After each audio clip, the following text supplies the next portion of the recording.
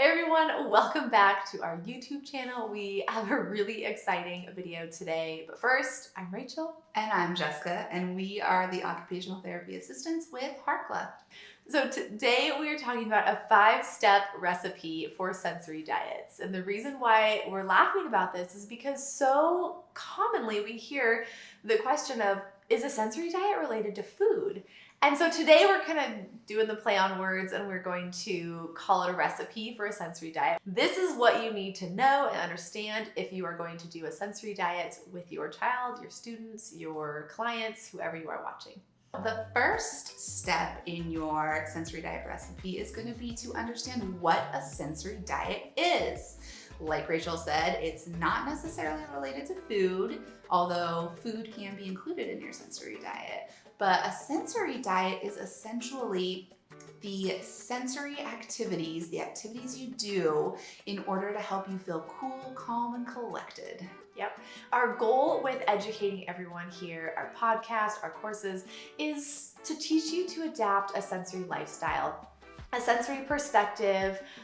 Put your sensory goggles on, right? And so you're learning everything that you're doing during the day. Your child is doing everything during the day that does relate to their sensory system because we're sensory beings. Taking the stigma out of it's a very specific sensory diet. You have to do it this way. There's one way to do it. That is not what we're advocating for. Yep, everyone is so different. So everyone's sensory diet is gonna look different, but also one person's sensory diet might be different from day to day depending on what they're doing, how they're feeling, how much sleep they got. All types of factors in play here, making it just change all the time. Being flexible is key with sensory diets. Just keep in mind that when we say sensory diet throughout this video, that is the name of the video. Just know that we are really referring to a sensory lifestyle, this perspective that we want you all to understand and soak up the joy of putting your sensory goggles on.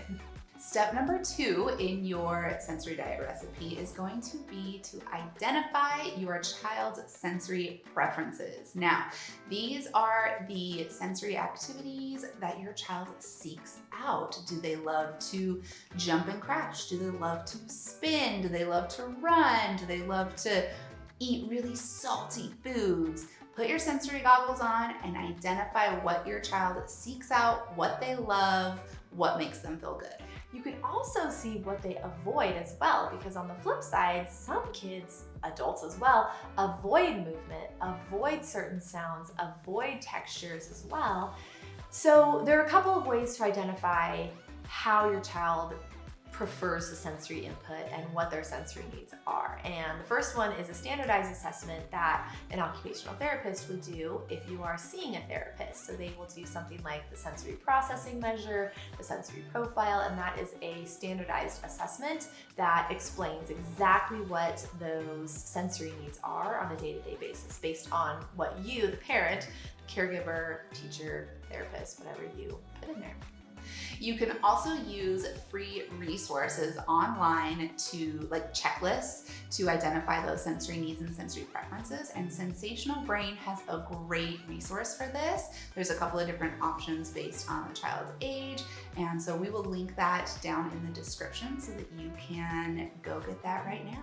Just know that these are not diagnostic tools. They are not going to tell you the exacts of what to do and when to do it and how to do it. It's just going to give you an overview of what ideally your child is processing and how they're processing it. So definitely bring up these concerns to your child's pediatrician and get an occupational therapy evaluation from an in-person therapist if you are not already doing that. Number 3, how do you identify what activities could be beneficial to your child's sensory system? First, you're going to take the information from step 2, where you identified sensory needs and sensory preferences, and then you're gonna create a list of all the different sensory activities that your child loves to do, while also incorporating some proprioceptive input, because we always like to incorporate pro because it's calming to the nervous system, and then maybe throw in some of those other challenging ones as well, just to help these kiddos learn how to manage different things. We do have a video on meeting the sensory threshold, and that will go into the details on why we want to offer those kiddos who are seeking movement or seeking sour flavors or seeking certain textures throughout the day. We want to give them that input in order for them to feel their best and really process it to their best ability, versus making sure that we are still offering the loud noises that are challenging for a child to process to those kiddos who are a little bit more sensitive. Because if we completely avoid those non-preferred sensory activities, it only gets more challenging for them to process as they grow. So there's definitely a fine balance that we have to learn. So if you're a parent doing this, just keep in mind that it's a lot of trial and error, and that's why we always recommend to seek out an occupational therapy evaluation if possible. So when you're coming up with these activity ideas though, it can be a really great idea to write them down, maybe use popsicle sticks. We love using popsicle sticks. We call them sensory sticks.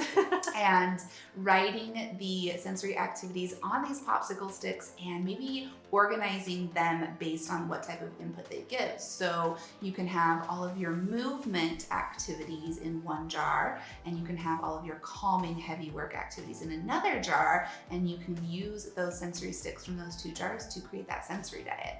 One last thing here on these activities for the sensory diet is that we want to incorporate as many sensory components, sensory systems as possible. So we have 8 sensory systems. We have, the 5 that we all learned about in school, but then we have our hidden senses of proprioception, vestibular, and interoception. We will link a whole bunch of resources down in the description so you can learn more about those if you're not familiar. But adding in these sensory activities for each system can also be really helpful. So step number 4 is going to be knowing when and how often to complete the sensory diet. Like we've already said a lot in this video, the goal is to incorporate a sensory lifestyle and incorporate these sensory-based activities into your daily routine. So number 1, it doesn't feel stressful to think, I have to do my sensory diet morning, noon, at night, just to naturally include these different sensory activities as part of your daily routine to help your child develop more of that well-rounded sensory system.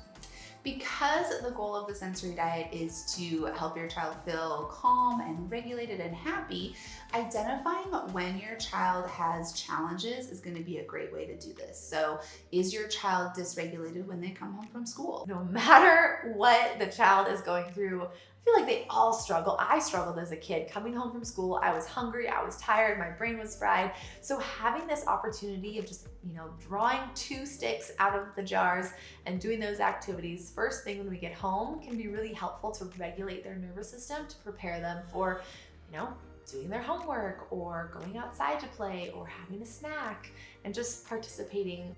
Are they having a hard time waking up in the morning? When are those challenging moments? And then you can identify, okay, my child really, really struggles to wake up in the morning and get going, so I need to create a sensory diet with more vestibular, more alerting activities for the morning and include that in that morning routine.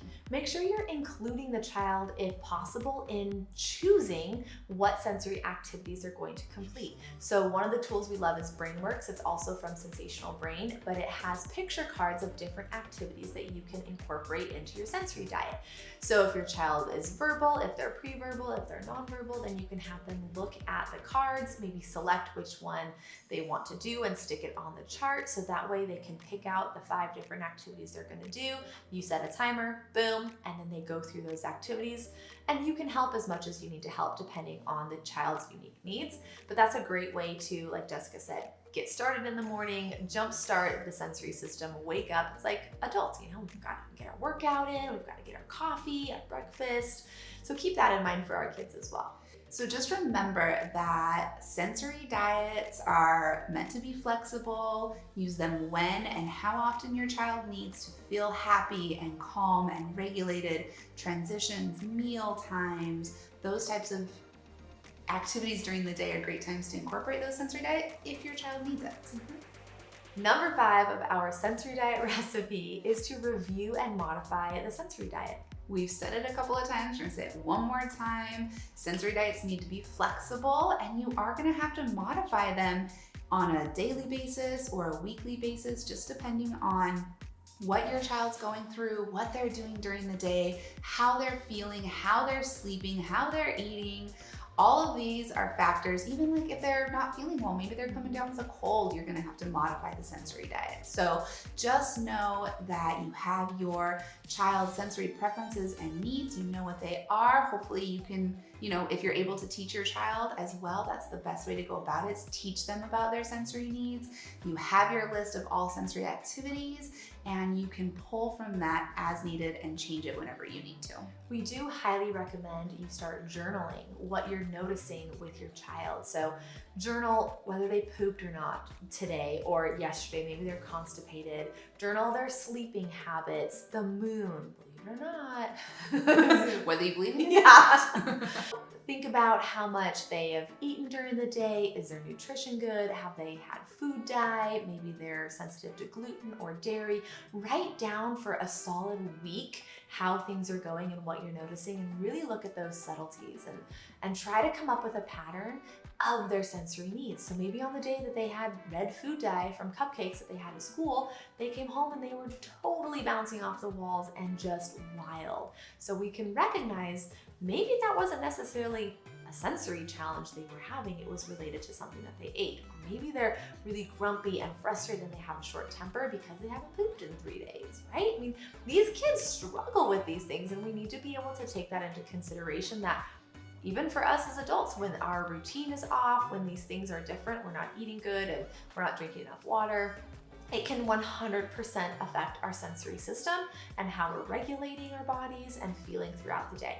And that brings us to a really good point too, is that we need to have empathy for our children. We know what causes us to feel uncomfortable and grumpy, and we need to understand that our children have those same feelings and thoughts. Same types of things will affect them in different ways as well. And so if we can have empathy for our child and say, I know exactly how you're feeling, let's do something to help you feel better, it's just gonna help us to be better prepared to help them with their sensory needs. We do have a podcast totally on this topic because it is near and dear to our hearts. So make sure that you check that out. We'll link it in the description below.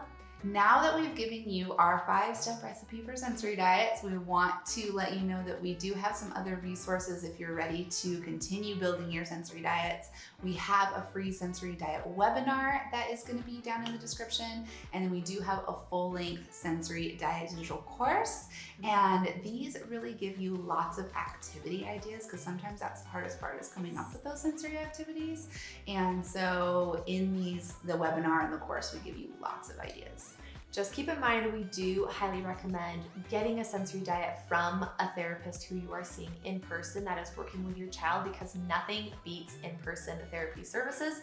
But we do realize that often there are gaps, especially in today's day and age, of where you can get services and how we can, access them depending on your unique situation. So if that isn't available to you, that's why we have this course. It's designed for parents, it's designed for therapists, as well as educators who want to build more of that sensory lifestyle into their classroom and into the school setting. You can also find us on Instagram at Harkla_family, as well as at All Things Sensory Podcast.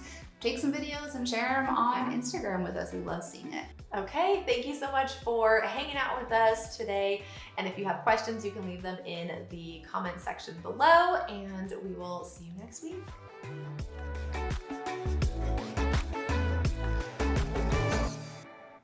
Sorry. I was like, why'd you stop?